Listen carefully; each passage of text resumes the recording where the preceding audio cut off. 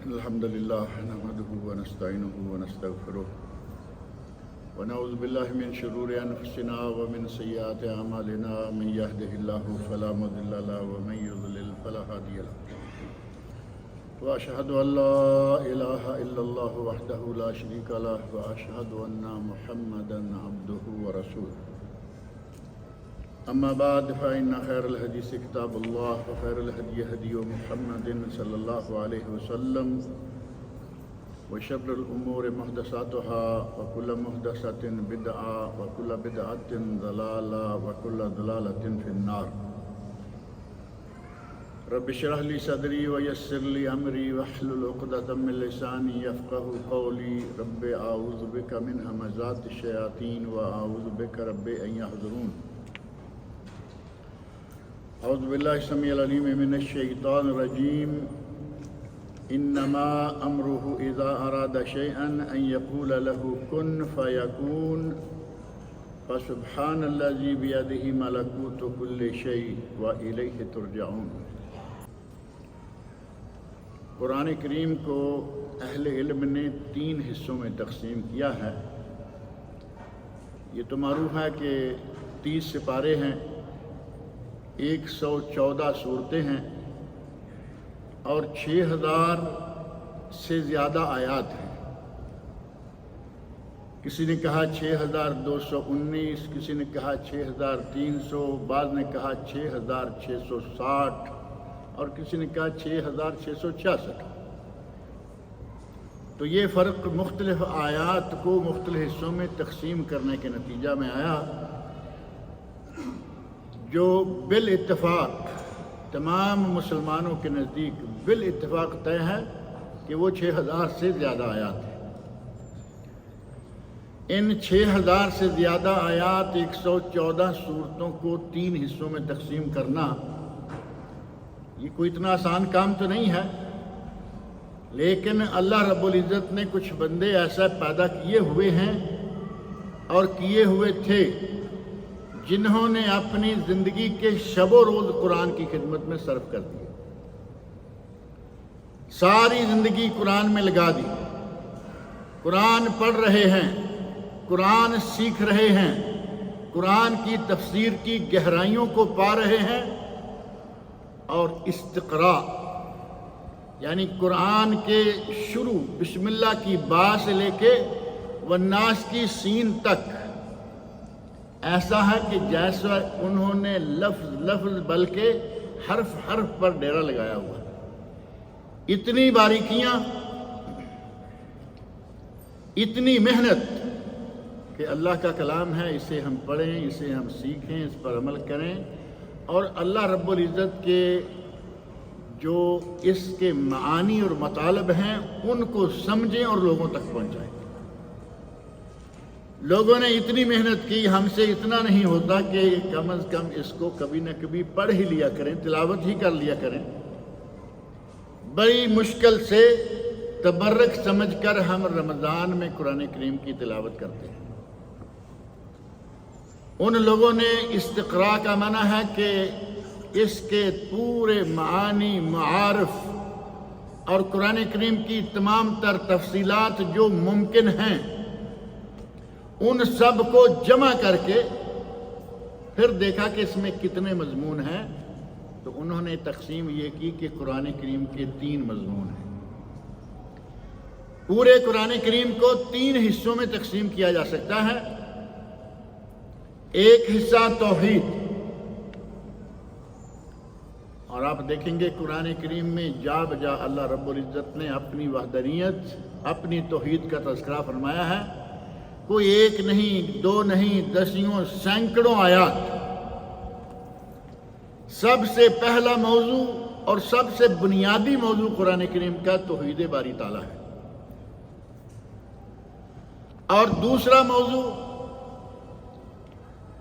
موضوع ہے احکام، عبادات، ایک مسلمان کو کیا کرنا چاہیے اور کیا نہیں کرنا چاہیے، ڈوز اینڈ ڈونٹس۔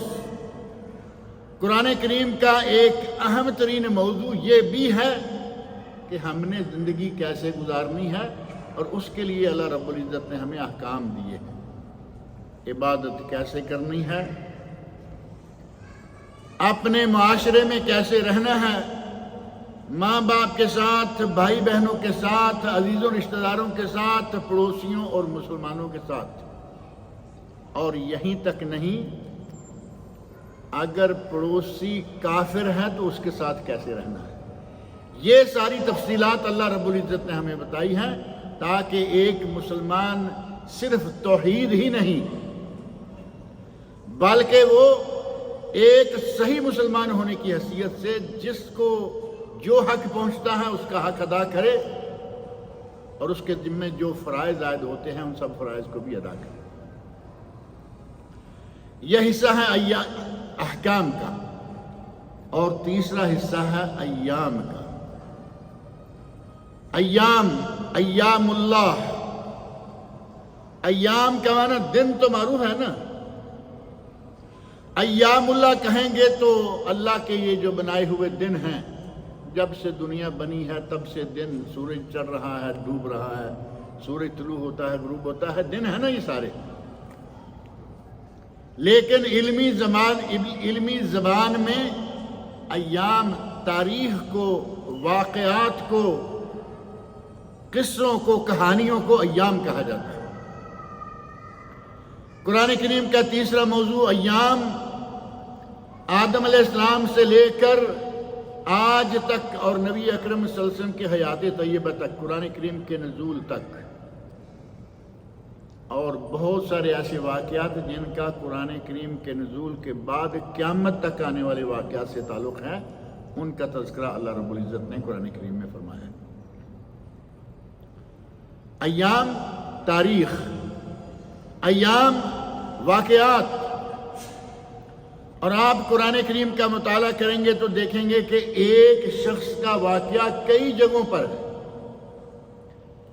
بعض لوگوں نے اپنی کم علمی کے نتیجہ میں کہا جی قرآن کریم میں تکرار پایا جاتا ہے۔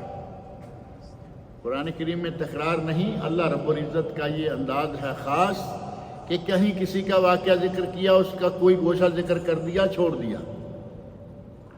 جہاں جتنی بات کی ضرورت تھی اتنی بات کی اور معاملہ دوسرا شروع کر دیا۔ قرآن کریم کا یہ اعجاز ہے کہ یہ ضروری نہیں کہ ایک جگہ کو ایک ہی موقع پہ مکمل طور پر بیان کر دیا جائے۔ کسی نبی کا واقعہ دیکھ لیں، آپ کو قرآن کریم میں جا بجا اس کا حصہ کہیں کچھ ملے گا۔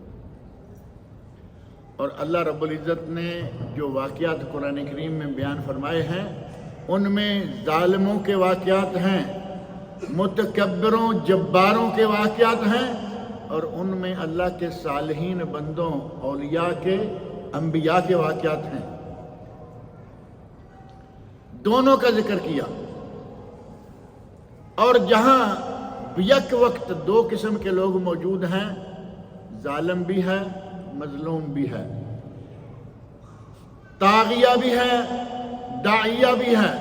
طاغیہ باغی اور داعیہ اللہ کی طرف دعوت دینے والا، دونوں موجود ہیں۔ تاریخ میں ایسے واقعات بار بار آپ کے سامنے آئیں گے۔ قرآن کریم میں جو واقعات مذکور ہیں، ایک طرف ظالم ہے، دوسری طرف مظلوم ہے، ایک طرف داعیہ، دوسری طرف طاغیہ، اور ایک طرف متکبر اور دوسری طرف متواضع، منکسر المزاج، نرم دل۔ اور اللہ رب العزت نے قرآن کریم میں بعض واقعات کے بارے میں کہا کہ ہم نے آپ کے لیے نحن نقص علیک احسن القصص، ہم آپ کے لیے بہترین واقعات، احسن القصص، قصص قصہ کی جمع ہے۔ اگر مطلقاً قصہ کہے نا تو وہ تھوڑا عجیب سا لگتا ہے کہ یہ قصے کہانیاں ہیں۔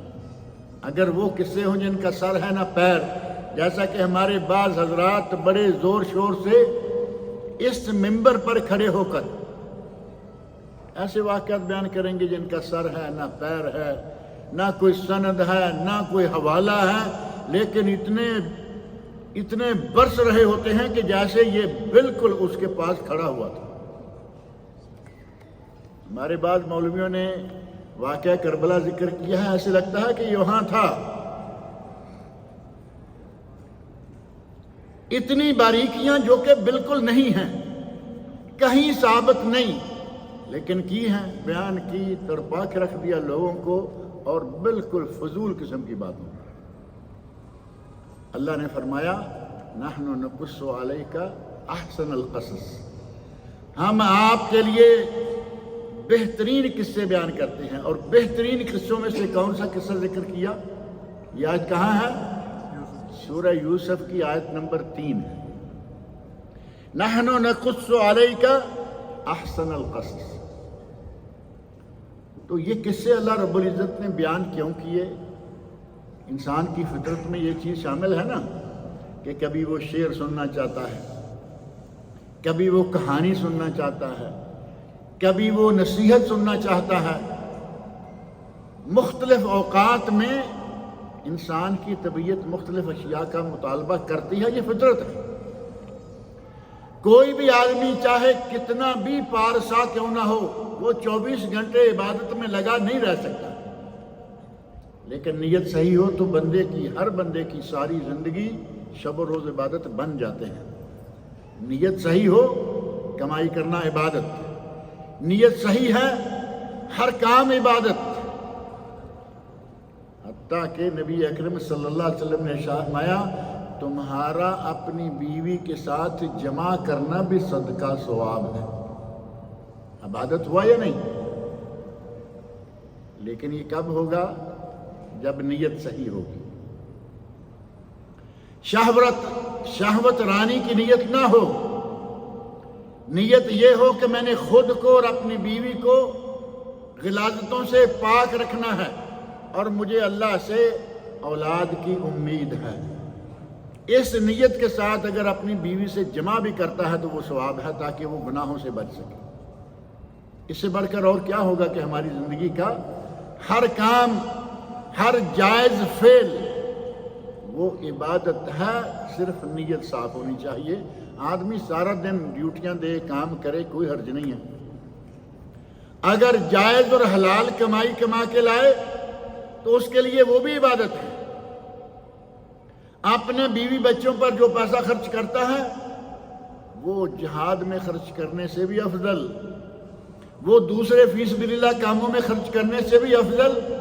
بلکہ وہ حدیث پچھلے دنوں یہاں ذکر کی تھی کہ جہاد پہ پیسہ ہے، دینار جہاد میں، دینار فی سبیل اللہ، دینار فقراء و مساکین پر، اور دینار اپنے بچوں پر۔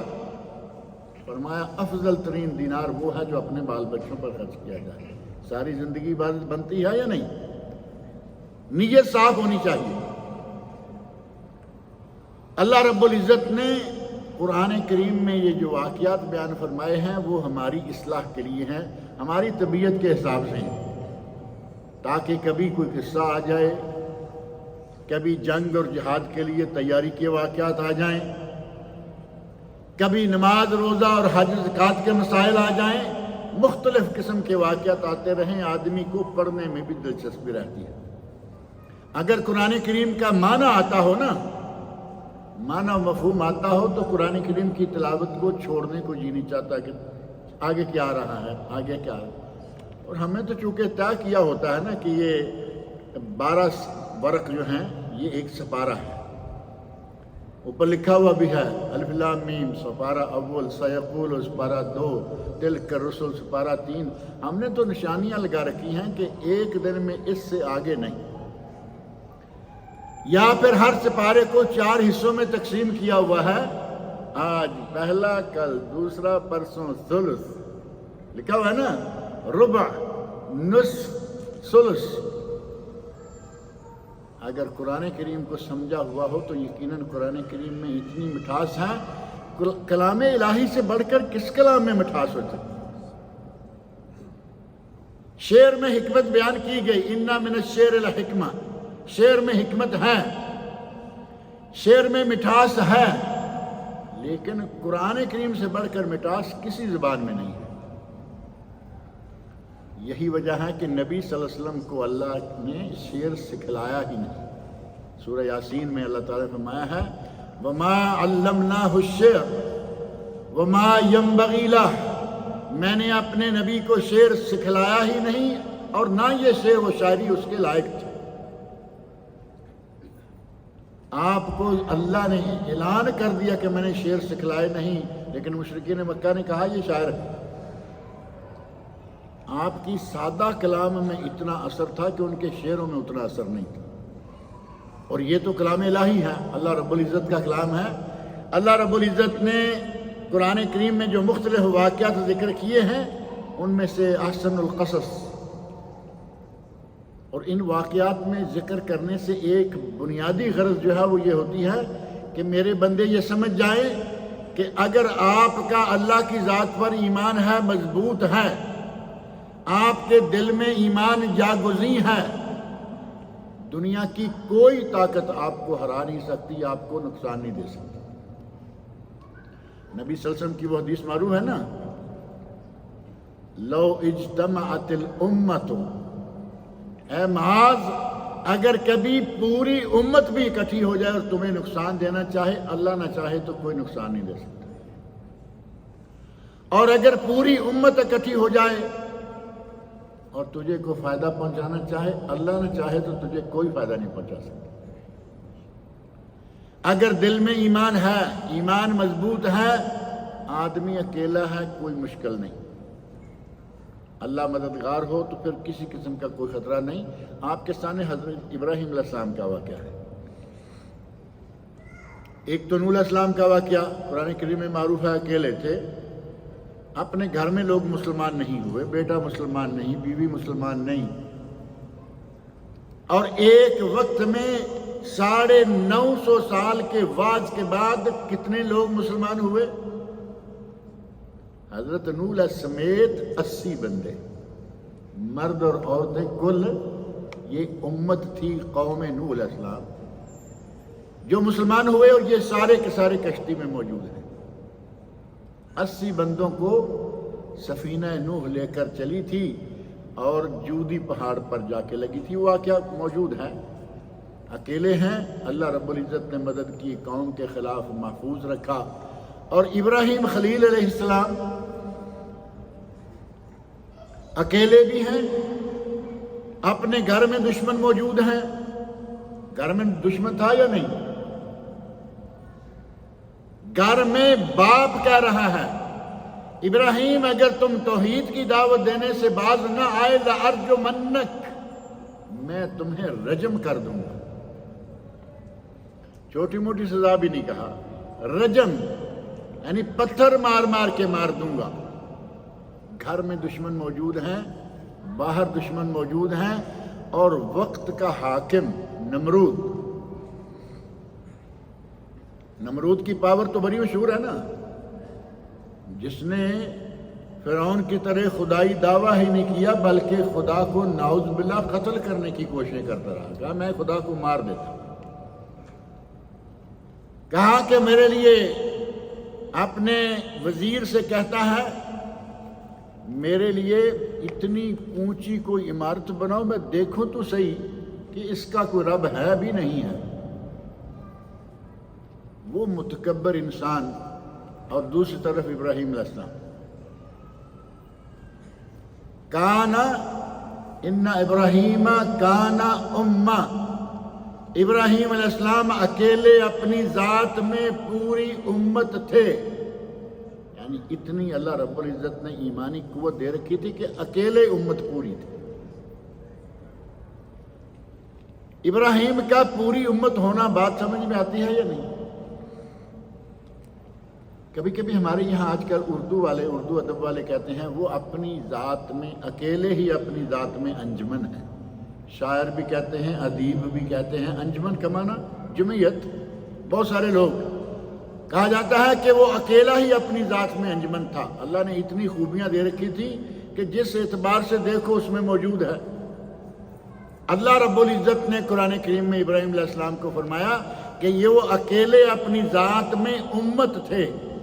انجمنیں تو شہر میں کئی ہوتی ہیں لیکن امت ایک وقت میں ایک ہی ہوتی ہے۔ فرمایا ابراہیم اپنی ذات میں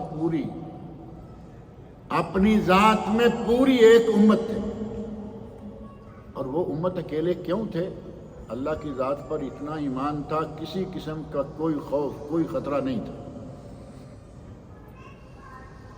نمرود نے اپنی آخری طاقت، اپنا آخری حربہ بھی آزمایا، کہاں آگ جلاؤ اور اس ابراہیم کو اس آگ میں پھینک دو۔ ابراہیم علیہ السلام اپنی جگہ پر اٹل ہیں، توحید سے رکنے والے نہیں ہیں۔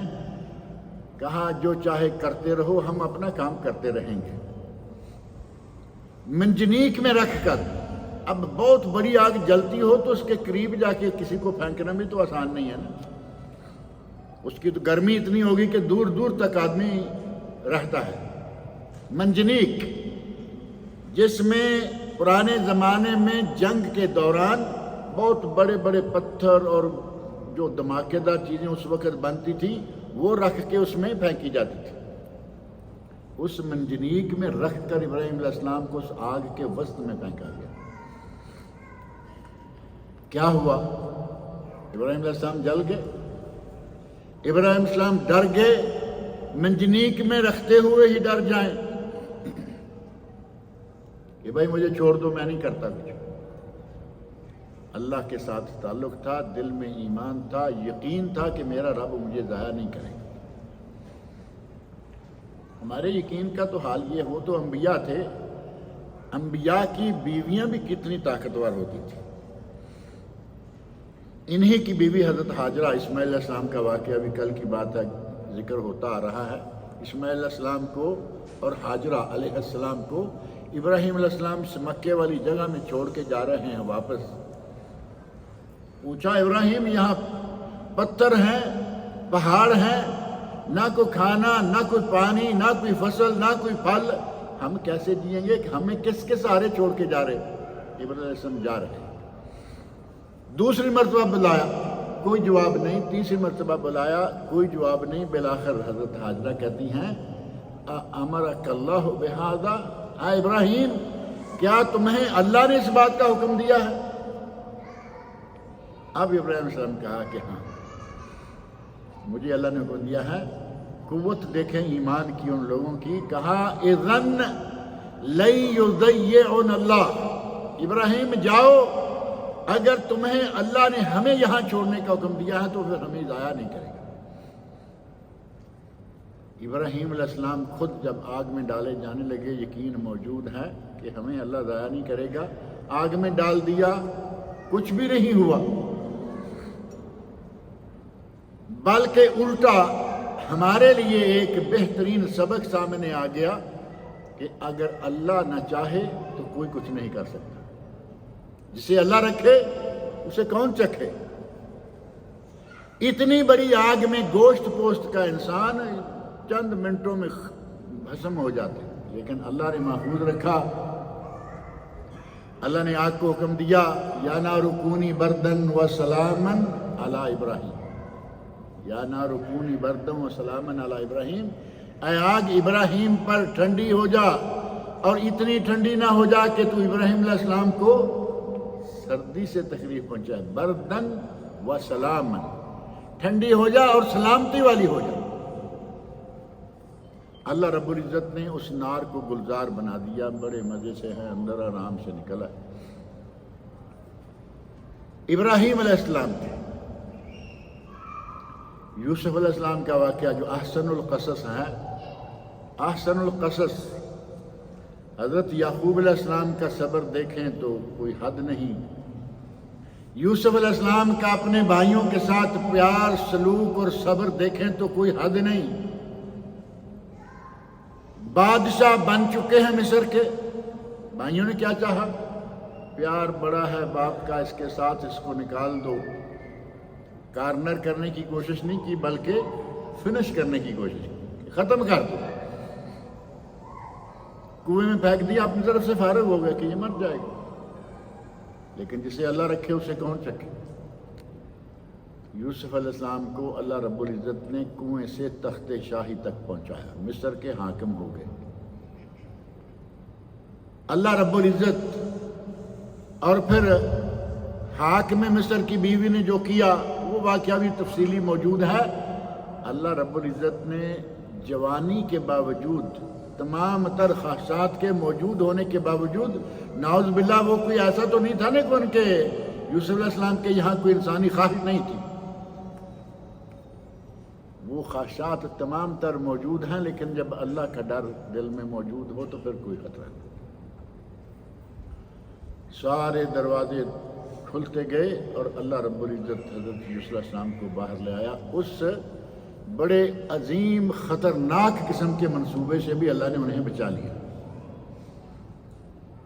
اور بھائی آ کے دربار میں کھڑے ہیں، غلہ مانگ رہے ہیں، یہ کر رہے ہیں، وہ رہے، تم بڑے رحم دل ہو، تم بڑے رحیم ہو، طریقے سے اپنے بھائی کو منگوا لیا، اور پھر کہا کہ تم سارے ہی آ جاؤ، لا تثریب علیکم اليوم، آج تم پر میری طرف سے کوئی پکڑ نہیں ہے۔ شیطان تھا جس نے ہمارے مابین یہ سلسلہ کروایا، جاؤ میں نے تمہیں معاف کیا۔ اگر ایمانی طاقت موجود ہو، مارنے والے مارنے کے لیے کنویں میں پھینک کے جان چھڑا کے چلے گئے، دیکھو اللہ نے کنویں کی تہ سے اٹھایا، تخت شاہی پہ بٹھا دیا۔ اللہ کے پاس یہ قوتیں موجود ہیں، لیکن اس کے لیے بندے کے دل میں ایمان ہونا ضروری ہے، یہ یقین ہو کہ اللہ ہماری مدد کرے گا۔ جس آدمی کی جو حاجت ہے وہ اللہ سے مانگے، اللہ اس کی حاجت کو پورا کرے گا۔ یوسف علیہ السلام نے یہ نہیں کیا کہ اب میرے اندر طاقت آ گئی، اب دیکھتا ہوں نا میں ان کو، بھائیوں کو ایک تو میں غلہ دے کے بیچتا ہوں، بھوکے مارتا ہوں، علاقے میں قید سالی بھوکا مار دیں گے، اگر چاہیں تو پورے قافلے کو واپس بھیج دیں، نہیں، قافلے کو بھی دیا، ان کو بھی دیا، پیسے بھی واپس رکھ دیے۔ اللہ تعالیٰ نے فرمایا احسن القصص، تمہارے لیے بہترین قصہ ہے وہ۔ اور طاقت کے بل بوتے پر تو دنیا میں کوئی بھی کہے کہ میں طاقت کے بل بوتے پر جیت جاؤں گا، اب مشرکین مکہ کا حال ہمارے نبی صلی اللہ علیہ وسلم کے ساتھ دیکھ لیں، ساری طاقت تو وہی تھی نا، پورا مکہ ایک طرف، نبی صلی اللہ علیہ وسلم اور گنتی کے چند صحابہ ایک طرف، اور اللہ رب العزت نے نبی اکرم صلی اللہ علیہ وسلم کو ایمان کی قوت کے نتیجہ میں محفوظ رکھا یا نہیں رکھا؟ آپ کے علم میں ہوگا کہ نبی صلی اللہ علیہ وسلم کو قتل کرنے کی یہود کی طرف سے اور مشرکین کی طرف سے آپ کے قتل کی 36 سازشیں کی گئیں، لیکن ان میں سے اللہ رب العزت نے کسی میں بھی کامیاب نہیں ہونے دیا، ہر سازش کو ناکام کیا۔ اور وہ واقعہ جو جہاں مکہ والوں نے کہا کہ 100 اونٹ دیں گے، جو زندہ پکڑ کے لے آئے یا لاش لا کے رکھ دے ہمارے سامنے، 100 اونٹ، کتنا بڑا انعام۔ اس زمانے میں، آج کل تو کہیں کہیں سننے میں آتا ہے کہ 2 ملین کا اونٹ بکا ہے، سنا ہوگا۔ بعض ریس کے اونٹ جو ہے نا، کچھ ریس کے اونٹ ہوتے ہیں، کچھ بڑے لوگوں کے اونٹ ہوتے ہیں، بڑے بڑے لوگوں کے بڑے بڑے نام، ان کے کتے بھی بسکٹ کھاتے ہیں، ان کے گھوڑے بھی مربع سمجھتے نا، سیب کا مربع، سیب کھاتے ہیں، سیب کا مربع کھاتے ہیں، اور ان کے گھوڑے ہوائی جہازوں میں سفر کرتے ہیں، بڑے لوگوں کی بڑی بات۔ کبھی کبھی ایسا ہوتا ہے کہ کسی چھوٹے آدمی کے ساتھ بھی کوئی ایسی چیز آ جاتی ہے۔ بعض اونٹ، ابھی پچھلے دنوں ایک واقعہ میں پڑھ رہا تھا یہاں کا، اسی علاقے کا، کسی کے پاس اونٹ تھا جس کی قیمت 2 ملین لگائی گئی، 2 ملین۔ اس کے دل میں پتہ نہیں کیا آیا، اس نے اونٹ کو ذبح کیا اور لوگوں کو کھلا دیا۔ اتنے مہنگے اونٹ بھی ہیں، اور اس وقت 100 اونٹ، کہا کہ 100 اونٹ دیں گے، اور یہ نبی صلی اللہ علیہ وسلم کے پکڑنے کے لیے ان کے درمیان ایک بالشت سمجھے جگہ رہ گئی، چھت کے اوپر وہ ہیں اور چھت کے نیچے نبی صلی اللہ علیہ وسلم ہے، غار ثور۔ اللہ رب العزت نے محفوظ کیا نہیں؟ حضرت ابو بکر صدیق رضی اللہ عنہ کے دل میں ذرا سا کھٹکا آیا، ایمان صدیق کا بھی تو کوئی شمار نہیں، لیکن انسان تو تھے نا، اور جو قوت نبیوں کے پاس ہوتی ہے، امتیوں کے پاس تو ہو نہیں سکتی اتنی. تھوڑا سا گھبرائے، کھٹکا لگا، کہا یا رسول اللہ یہ تو اگر اپنے پاؤں میں دیکھیں تو ہمیں دیکھ لیں، لیکن جب کسی کی مت ماری جائے تو وہ پاؤں میں نہیں دیکھتا، وہ ادھر ادھر ہی دیکھتا ہے. وہ جھانکتے رہے ادھر ادھر، نیچے سوراخ ہے نیچے جانے کا، کسی نے نیچے نظر ہی نہیں کی. اللہ نے بچانا تھا. اللہ رب العزت نے ان ظالموں سے نبی صلی اللہ علیہ وسلم کو اس بالکل پاس آئے ہوئے پھر بھی بچا لیا. اذ ہما فی الغار ثانی اثنین اذ ہما فی الغار، دو میں سے دوسرے جبکہ وہ غار میں تھے. ثانی اثنین اذ ہما فی الغار اذ یقول لصاحبہ لا تحزن ان اللہ معنا، جب وہ اپنے صحابی سے کہہ رہے تھے کہ کوئی غم نہ کرو، اللہ ہمارے ساتھ ہے. تھوڑا سا پہلے میں نے ذکر کیا تھا کہ قرآن کریم میں اگر صحابی کہا گیا ہے تو صرف ابو بکر صدیق رضی اللہ عنہ. اذ یقول لصاحبہ، یہ ہے صحابی.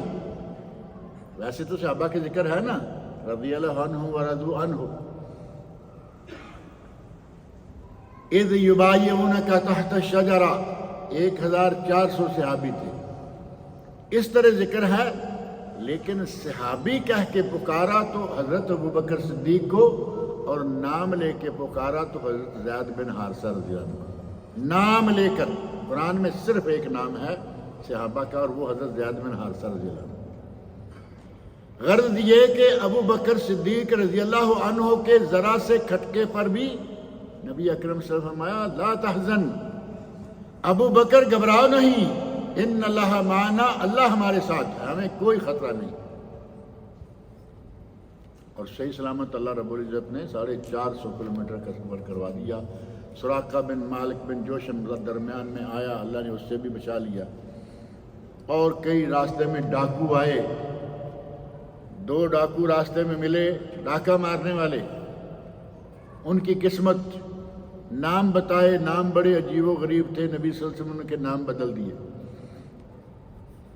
پوچھا تمہارا نام کیا ہے؟ کہنے لگے مہانان، ہمارا نام ہے مہانان. مہانان کا معنی ہوتا ہے ذلیل آدمی، مہین. ممائن مہین آتا ہے قرآن کریم میں، تمہیں ذلیل خطرے سے پیدا کیا. ان کا نام مہانان ہے. اللہ کے نبی نے فرمایا انتم مکرمان، آج کے بعد تم باعزت ہو، ذلیل نہیں. بالآخر نبی اکرم صلی اللہ علیہ وسلم کو جہاں آپ چاہتے تھے پہنچایا. دشمن چاہے کتنا بڑا ہو، اگر ایمان مضبوط ہے تو پھر کوئی خطرہ نہیں. ہمارے سامنے یہ واقعات سارے کے سارے موجود ہیں. اور قرآن کریم میں ایک سورت ہے سورۃ القصص. احسن القصص تو سورہ یوسف ہو گئی نا، یا یوسف علیہ السلام کا واقعہ. ایک ہے سورۃ القصص. اس سورت کو اللہ رب العزت نے واقعات مختلف انبیاء کے قصے بیان کیے ہیں. اور یہ سورت نازل بھی کب ہوئی؟ مکہ میں. مکہ میں جہاد کی آیات نازل نہیں ہوئی، بلکہ اگر یہ کہا جائے کہ مکہ میں ہمارے جو عام طور پر احکام ہے نا، جماعت کے ساتھ باجماعت نماز پڑھنی ہے، یہ کرنا، یہ سارے احکام جا کے مدینہ منورہ میں نازل ہوئے. مکہ کی زندگی میں جتنی صورتیں نازل ہوئیں ان میں یا توحید ہے اور یا اس طرح کے واقعات ہیں جن واقعات سے صحابہ کے دل کو مضبوطی ملے، دل کو ڈھارس ملے کہ اللہ رب العزت نے ان بندوں کی مدد کی تھی، وہ تمہاری بھی مدد کرے گا. ان کا ایمان مضبوط تھا، تم بھی اپنا ایمان مضبوط رکھو. مکہ کی زندگی میں یہ سورۃ القصص نازل ہوئی. اور اس صورت میں جو واقعات ہیں ان میں سے ایک واقعہ حضرت موسیٰ علیہ السلام کا واقعہ. موسیٰ علیہ السلام کو آپ اندازہ کریں کہ موسیٰ علیہ السلام کی ولادت کا زمانہ کون سا ہے؟ فرعون زوروں پر ہے. کسی بدبخت نے اسے کہہ دیا کہ تمہیں ایک بچہ ہے، ایک بچہ بڑھے گا اور وہ تمہیں مار دے گا. 2 حرفی سی بات ہے کہ ایک آدمی تمہیں لڑکا بنی اسرائیل کا مار دے گا. اب اس نے اپنے ہرکارے چھوڑ دیے، جلاد چھوڑ دیے اور وہ بنی اسرائیل کے نوزائیدہ بچوں کو بھیڑ بکریوں کی طرح ذبح کرتے جاتے.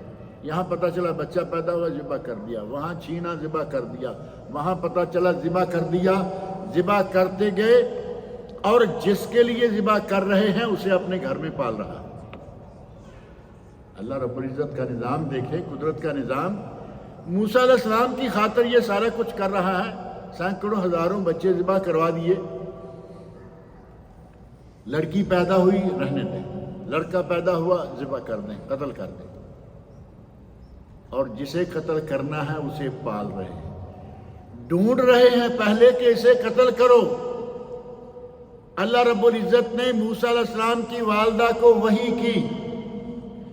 اوحینا الی ام موسیٰ، ہم نے موسیٰ کی ماں کو وحی کی.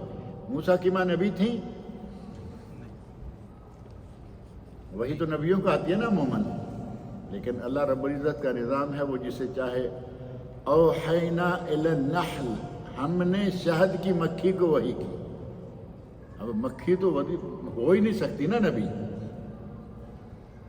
یہاں فرمایا کہ ہم نے موسیٰ کی ماں کو وحی کی اور اسے کہا کہ بچے کو دودھ پلاؤ اور مت گھبراؤ، اس کی حفاظت ہم کریں گے.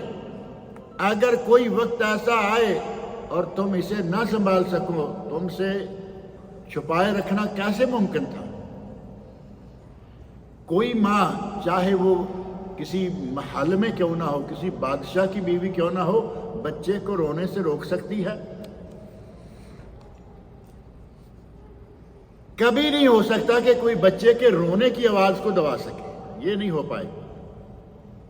اور اس وقت یہ ہمارے آج کی طرح کے محلات تو نہیں تھے نا، لوگوں کے گھر تھے، عام تھے، سادہ تھے. موسیٰ علیہ السلام کی والدہ کب تک اس آواز کو دبا سکتی تھیں؟ اللہ نے فرمایا گھبراؤ نہیں، جب تک ممکن ہے اسے دودھ پلاؤ، اور جب سمجھو کہ میں بے بس ہوتی جا رہی ہوں اس بچے کو دریا میں ڈال دو. علاج بھی بتایا تو بظاہر بڑا خوفناک سا. اب کسی کو آج بھی کو کہے کہ اپنے بچے کو وہاں ڈالو، ہم ضمانت دیتے ہیں مرنے نہیں دیں گے، تو ماں ہزار بار سوچتی ہے کہ یہ تو پتہ نہیں پہنچ پائیں گے یا نہیں، کہیں میرا بچہ ہی نہ جاتا رہے. لیکن وہ ماں بھی ماں تھی، موسیٰ علیہ السلام کی ماں تھی.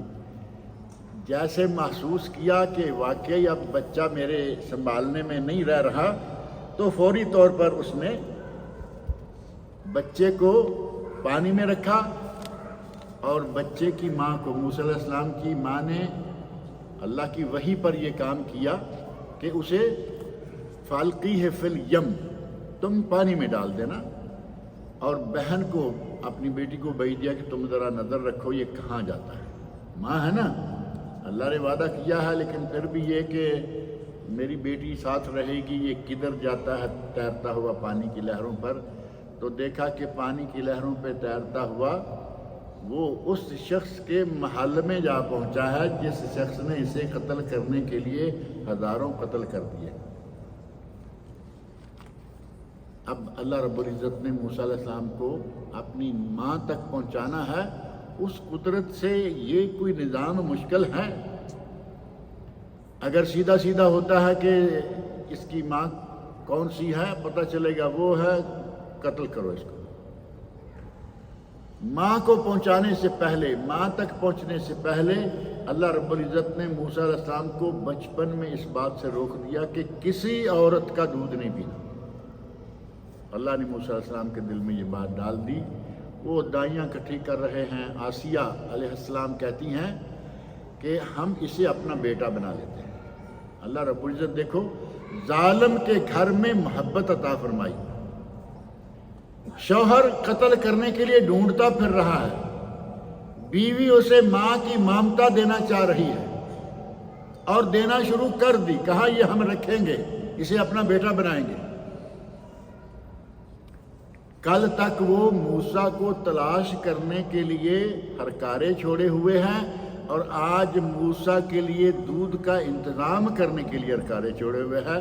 پہلے جان کا دشمن تھا، اب جان بچانے کے لیے پاگل ہوا پھر رہا. ادھر جاؤ ادھر جاؤ، دیکھو کوئی عورت اس کو دودھ پلائے. موسیٰ علیہ السلام کی بہن نے کہا میں ایک عورت کو جانتی ہوں، میں اسے لاؤں شاید اس کا دودھ پی لے۔ اللہ رب العزت نے انتظام کرنا تھا۔ موسیٰ علیہ السلام کی والدہ کو لایا۔ پہلے جو کسی بھی عورت کا دودھ پینے کے لیے تیار نہیں تھے، والدہ نے گود میں رکھا، دودھ پلانا شروع کیا، دودھ پینا شروع کر دیا۔ اب گھر میں ایسے جیسے چراغاں ہو گیا۔ جس بچے کو مارنے کے لیے اتنے لمبے چوڑے انتظام کر رکھے ہیں، اس بچے کے صرف دودھ پینے سے ان کے وارے نیارے ہو رہے ہیں، باچھیں کھل گئیں، چلو جی انتظام ہو گیا۔ اور اللہ کا انتظام دیکھے، اپنے بیٹے کو دودھ پلا رہی ہیں، اپنے بیٹے کو دودھ پلا رہی ہیں اور شاہی خاندان سے انعامات حاصل کر رہی ہیں۔ جان کا دشمن اسی جان کے بچانے کے لیے دودھ پلانے کا انتظام کر رہا ہے، اور دودھ پلانے کے بدلے میں انعامات، جب شاہی انعامات دار۔ جب اللہ رب العزت کسی پہ انعام کرنا چاہے تو پھر اس کے لیے کوئی مشکل نہیں ہوتی۔ وَأَوْحَيْنَا إِلَىٰ أُمِّ مُوسَىٰ أَنْ أَرْضِعِيهِ فَإِذَا خِفْتِ عَلَيْهِ فَأَلْقِيهِ فِي الْيَمِّ وَلَا تَخَافِي وَلَا تَحْزَنِي إِنَّا رَادُّوهُ إِلَيْكَ وَجَاعِلُوهُ مِنَ الْمُرْسَلِينَ۔ سورۃ القصص کی آیت 7 میں اللہ نے فرمایا اسے دودھ پلاؤ، ڈر جاؤ تو پانی میں ڈالو، ہم اسے محفوظ کریں گے اور ہم نے تو اسے رسول بنانا ہے۔ اب ماں کو جب اتنا بھی پتہ چل گیا کہ رسول بنانا ہے تو رسول تو ظاہر ہے کہ بڑا ہوگا تو بنے گا۔ اللہ رب العزت نے ماں کے دل میں بھی قوت پیدا کر دی، اور واقعی وہ ایسا ہوا۔ موسیٰ علیہ السلام کے گھر، موسیٰ علیہ السلام کی تربیت کے لیے وہ جگہ ملی جس سے بہتر جگہ اس وقت کوئی ہو ہی نہیں سکتی تھی۔ غریب کے گھر میں بچے کا تربیت پانا اور ہوتا ہے، وہی بچہ مالدار گھر میں پیدا ہوتا ہے، اس کی تربیت کا انداز اور ہوتا ہے۔ شاہی محل میں شاہی کھانے، شاہی تربیت، شاہی انداز، ہر چیز شاہانہ۔ ایک شہزادے کی حیثیت سے حضرت موسیٰ علیہ السلام کی پرورش ہوئی۔ جو سب سے بڑا دشمن ہے وہی آج سب سے زیادہ پیار کرنے والا اور محبت دینے والا بنا ہوا ہے۔ اور پھر وہ واقعہ تو بہت لمبے چوڑے آتے ہیں، داڑھی پکڑ لی اور کیسے اس سارے محل میں سارا عرصہ رہے، لیکن ہمیں ان ساری تفصیلات میں جانے کی بجائے صرف یہ دیکھنا ہے کہ اللہ رب العزت نے ماں کو بیٹا لوٹا دیا، اور کیا کہہ کے لٹایا؟ فرمایا فَرَدَدْنَاهُ إِلَىٰ أُمِّهِ كَيْ تَقَرَّ عَيْنُهَا وَلَا تَحْزَنْ۔ ہم نے موسیٰ کو اس کی ماں تک پہنچا دیا تاکہ اس کی آنکھیں ٹھنڈی ہوں اور وہ غمگین نہ ہو۔ اب وہ وہیں پلتے رہتے، ماں سے الگ، ٹھیک ہے جنم دیا، چند دن دودھ پلایا، اور اس کے بعد وہ شاہی خاندان میں دل میں چاہے کتنا بھی آدمی کچھ بھی کرتا رہے، آنکھوں سے بچہ دور ہو ماں کو سکون آئے گا؟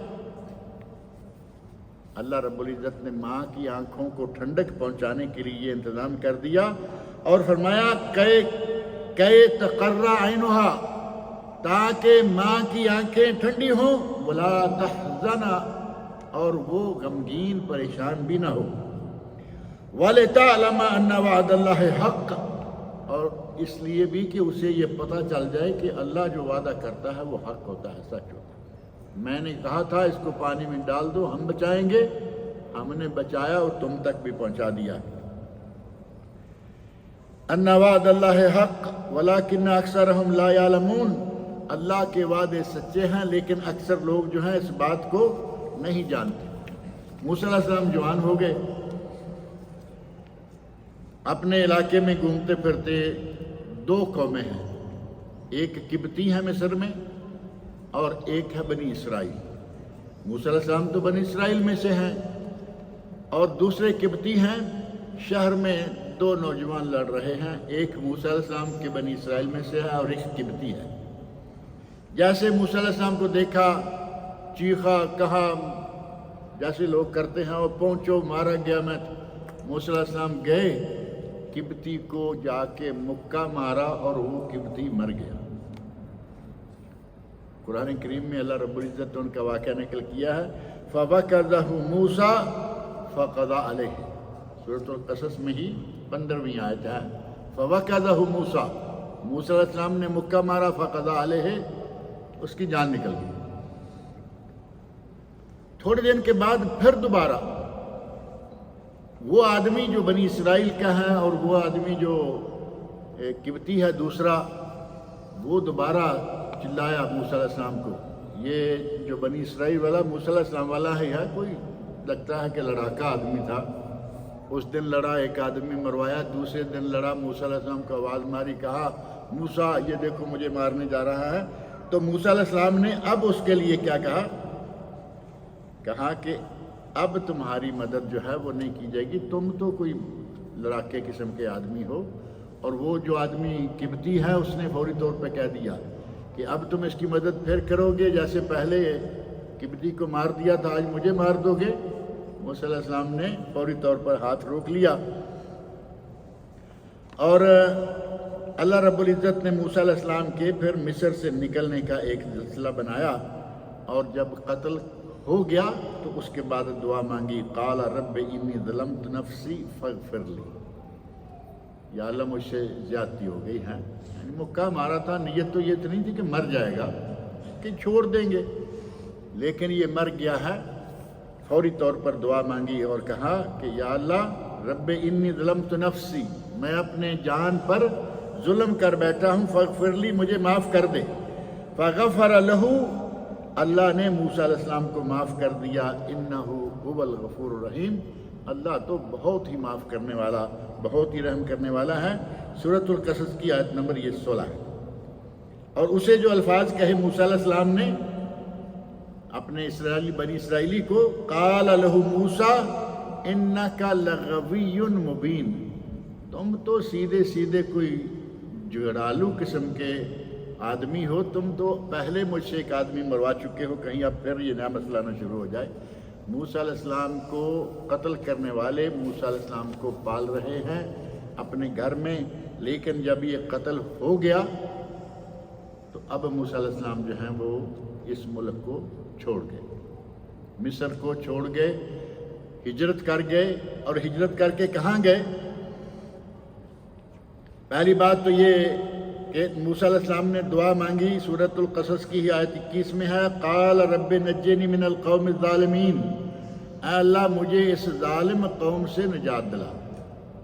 اللہ تعالیٰ نے راستہ کھول دیا، سبب بنا دیا، وہاں سے نکلے اور سعودی عرب آ گئے، مصر سے نکلے اور سعودی عرب آ گئے۔ اس وقت تو سعودی عرب نہیں تھا، لیکن آج چونکہ جب ہم اس وقت بات کر رہے ہیں تو وہ علاقہ مدائن شعیب، مدائن صالح تو دیکھے ہوں گے نا آپ لوگوں نے، مدینہ منورہ، تبوک، العلا کے تابع، جیسے الخبر ہے نا، اس کے تابع کوئی چیز ہو تو العلا کے تابع مدائن صالح ہے۔ پھر اور آگے نکل جائیں، تبوک سے ایک طرف جاتے ہوئے ادھر سے یہ سمندر ہے ہمارے پاس بحرین والا، اور ادھر سے سمندر کا آخری کنارہ آ جاتا ہے، وہاں جا کے مدائن شعیب ہے۔ آگے سمندر ہے اور پھر سمندر کے پار جا کے اسرائیل ہے اور مصر ہے اور اردن ہے اور یہ ہے۔ وہاں سے موسیٰ علیہ السلام کو اللہ رب العزت نے راستہ دیا اور وہ سعودیہ میں آ گئے۔ اب یہ تو نہیں کہہ سکتے نا کہ وہ سعودی ہو گئے، وہ تو موسیٰ علیہ السلام کا زمانہ تھا، شعیب علیہ السلام کا زمانہ تھا، وہاں آئے، کنویں پر پانی پلانے کی ایک واقعہ پیش آیا، وہ بھی آپ کے علم میں ہے۔ شعیب علیہ السلام نے انہیں اپنے پاس رکھ لیا اور اپنے پاس رکھا اور کہا کہ اگر تم 8 سال میرے بکریوں کے چرواہے بن کے رہو تو میں تمہیں اپنی ایک بیٹی بیاہ دوں گا۔ 8 سال، 8 حجج، اور اگر 10 پورے کر دو تو تمہاری مرضی۔ اب موسیٰ علیہ السلام کہتے ہیں کہ ٹھیک ہے، معاملہ طے ہو گیا، ایگریمنٹ ہے 8 سال کا، 10 کروں میری مرضی، نہ کروں میری مرضی، اس پہ کوئی پھر جھگڑا نہیں ہوگا۔ 8 سال 10 سال بکریاں چرائیں۔ حضرت شعیب علیہ السلام کی بیٹی، جس کا نام تفسیروں میں لکھا ہے کہ صفورہ تھا، ان سے ان کا نکاح ہوا۔ اب میاں بیوی واپس اپنے ملک جانے لگے۔ راستے میں ہی ایک جگہ پر وادی طوا آئی، تو اللہ رب العزت نے وہاں موسیٰ علیہ السلام کے پہنچنے پر، موسم ٹھنڈا تھا، کہا کہ وہ مجھے کچھ آگ کا الاؤ جلتا ہوا نظر آ رہا ہے، میں جاتا ہوں، وہاں سے ہو سکتا ہے کہ ہمیں کچھ آگ کا انتظام ہو جائے، میں لاتا ہوں تاکہ آگ سینک لیں، سردی ہے۔ آگے بڑھے تو وہ آگ کا الاؤ نہیں تھا، وہ اللہ رب العزت کی طرف سے ایک اشارہ تھا۔ فرمایا فَخْلَعْ نَعْلَيْكَ إِنَّكَ بِالْوَادِ الْمُقَدَّسِ طُوًى، اے موسیٰ اب آگے بڑھنے سے پہلے جوتا اتار لو، تم ایک مقدس وادی طوا میں۔ اور ساتھ ہی نبوت کا سلسلہ شروع ہو گیا۔ اللہ رب العزت نے نبی بھی بنایا اور رسالت بھی دی، نبی بھی بنایا، رسالت بھی دی۔ نبی اور رسول دو چیزیں ہیں، تھوڑا فرق ہے، بہت زیادہ نہیں، معمولی سا فرق ہے، لیکن رسول کا درجہ نبی سے زیادہ ہے۔ اللہ رب العزت نے 1,00,000 اور کم و بیش 24,000 انبیاء جیسا کہ مشہور ہے، ان میں سے 313 یا 14 رسول ہیں، اور ان میں سے 5 اولو العزم من الرسل ہیں۔ موسیٰ علیہ السلام ان 5 میں سے ہیں، نبی بھی، بہت اعلیٰ قسم کے درجے میں رسول بھی، اور اعلیٰ ترین درجے میں اولو العزم من الرسل بھی۔ موسیٰ علیہ السلام، ابراہیم، نوح علیہ السلام، ابراہیم خلیل، موسیٰ علیہ السلام، عیسیٰ علیہ السلام، محمد رسول اللہ صلی اللہ علیہ وسلم، یہ ہیں 5 اولو العزم من الرسل۔ موسیٰ علیہ السلام ان میں سے بھی ہیں۔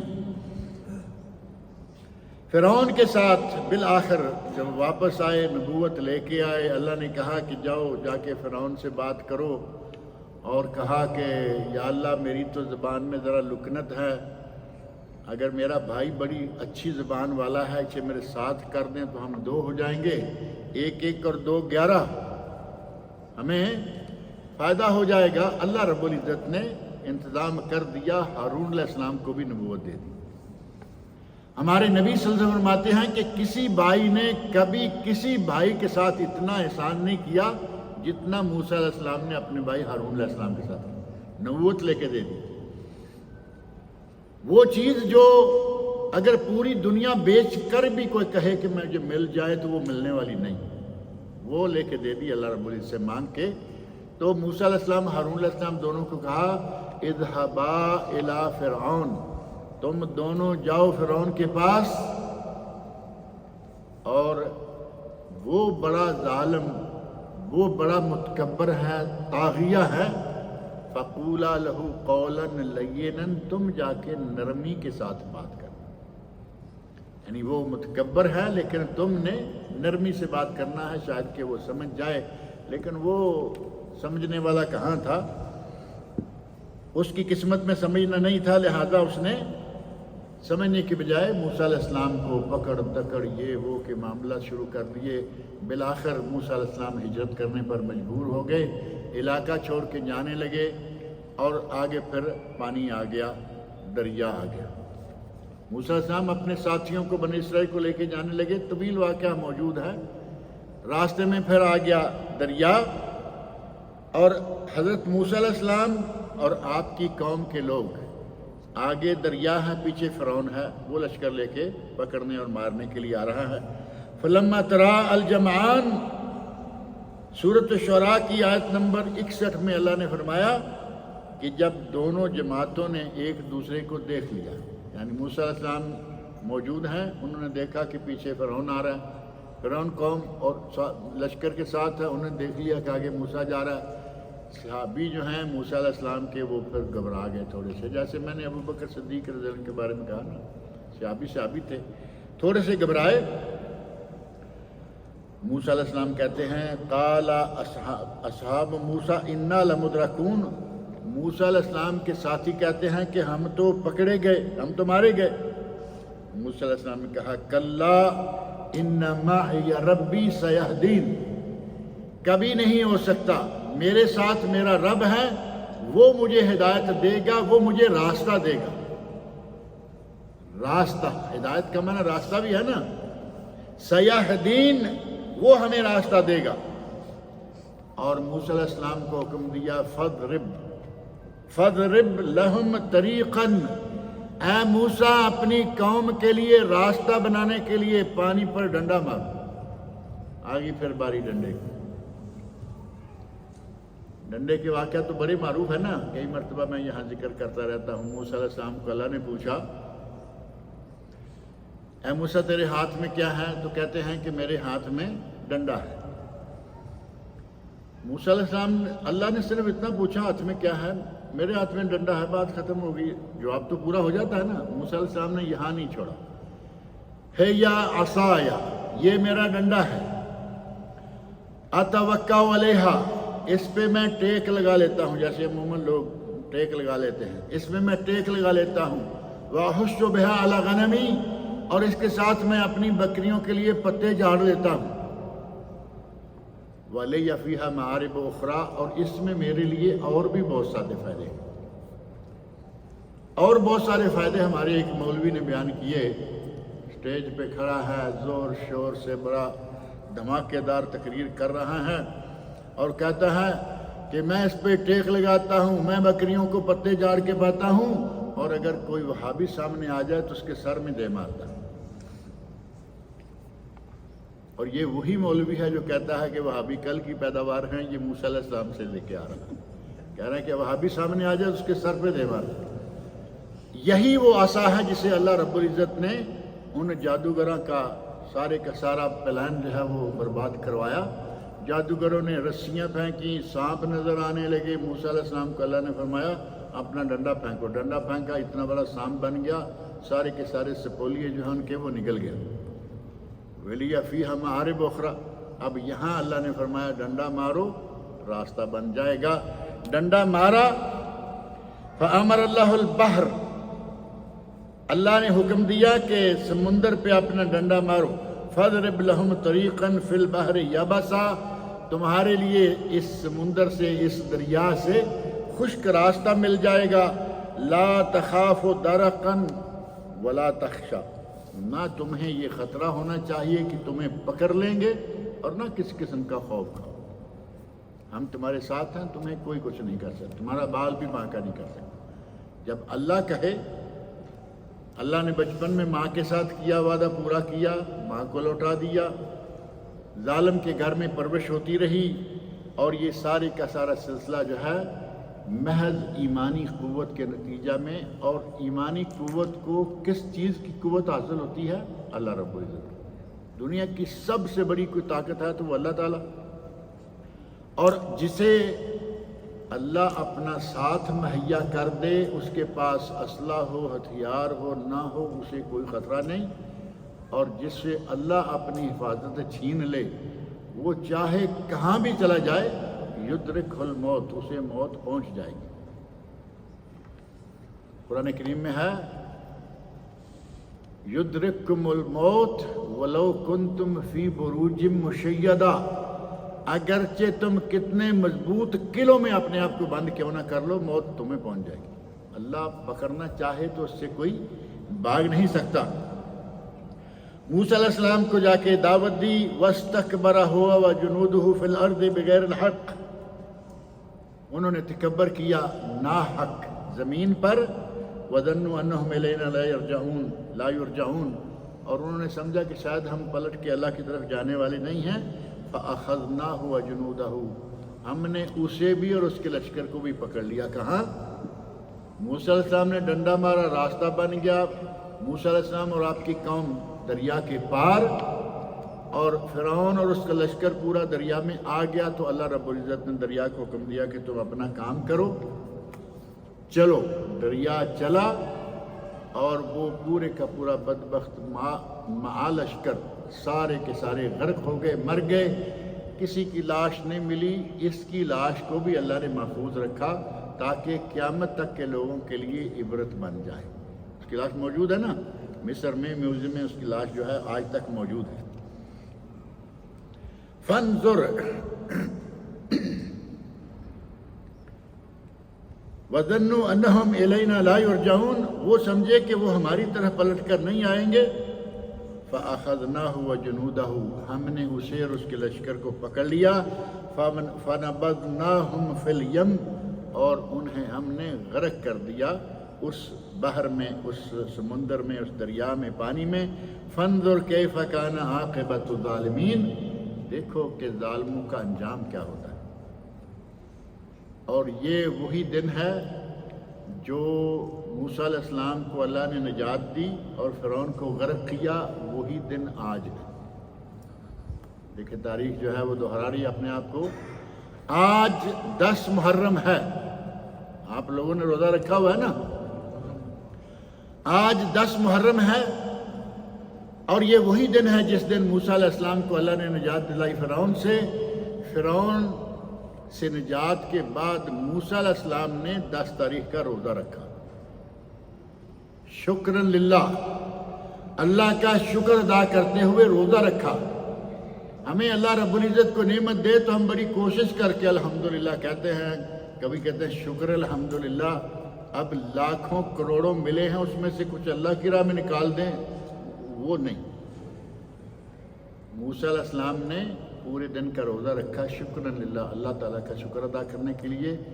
آپ کی موسیٰ علیہ السلام کی قوم نے روزہ رکھا، اور بنی اسرائیلی یہود نصارہ، یہود خاص طور پر روزہ رکھتے آ رہے تھے، اور مدینہ منورہ میں نبی اکرم صلی اللہ علیہ وسلم نے پوچھا کیا ہے یہ؟ تو انہوں نے کہا کہ موسیٰ علیہ السلام کو اللہ نے نجات دی تھی، اس نجات کی خوشی میں انہوں نے روزہ رکھا تھا، ہم بھی روزہ رکھتے ہیں۔ تو نبی اکرم صلی اللہ علیہ وسلم نے ارشاد فرمایا نحن اولا بموسیٰ منکم، ہم موسیٰ علیہ السلام پر تم سے زیادہ حق رکھتے ہیں، یعنی ہم بھی نبی ہیں وہ بھی نبی، ہم بھی رسول ہیں وہ بھی رسول، ہمارا حق ان پر تم سے زیادہ ہے۔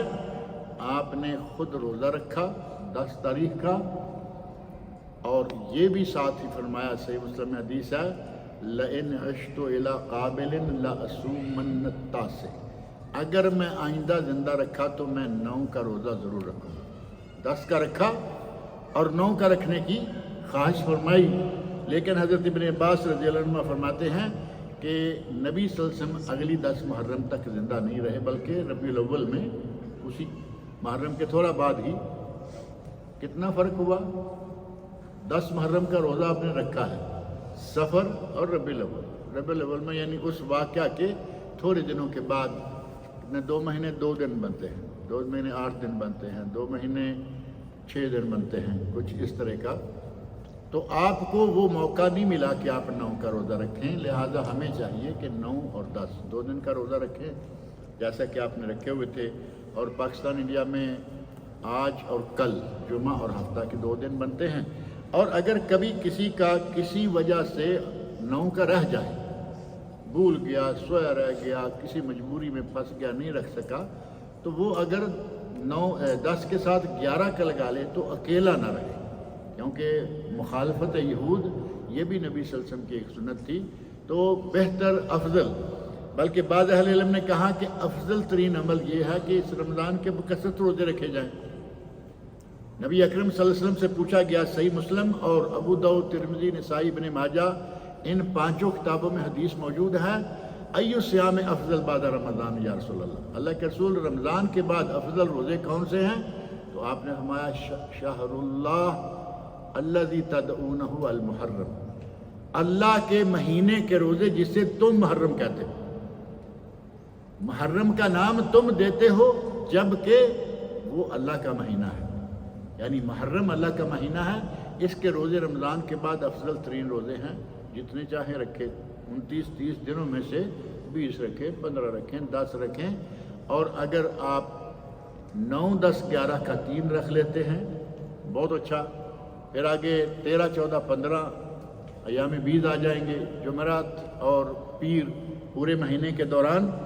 کہا گیا کہ 3 روزے 9، 10، 11 افضل، 9، 10 دوسرا درجہ، 10، 11 جو کسی کا 9 رہ گیا تیسرا درجہ، اور صرف 10 رکھنا، اگر کوئی 2 رکھ ہی نہیں سکتا، 3 نہیں رکھ سکتا، کاموں کی مجبوریاں ہیں، اگر صرف 1 رکھ لے تب بھی احتسب علی اللہ ان یکفر السنہ، یہ نبی صلی اللہ علیہ وسلم کا ارشاد ہے کہ مجھے اللہ سے امید ہے کہ وہ 1 سال کے گناہ معاف کر دے گا، اس 1 روزے کی وجہ سے جو آج ہمارے یہاں ہے۔ اللہ رب العزت مجھے اور آپ سب لوگوں کو نیک عمل کی توفیق عطا فرمائے۔